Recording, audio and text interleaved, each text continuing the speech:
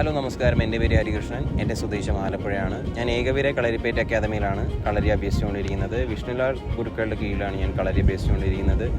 6 വർഷമായി ഞാൻ കളരി അഭ്യസിച്ചുകൊണ്ടിരിക്കുന്നു. 1.5 വർഷമായി ഞാൻ കളരി അഭ്യസിപ്പിക്കാനും പോകുന്നുണ്ട്. ഞാൻ ഏകവീര കളരിപ്പയറ്റ് അക്കാദമിയിൽ തെക്കനും വടക്കനും മുറകളാണ് അഭ്യസിച്ചുകൊണ്ടിരിക്കുന്നത്.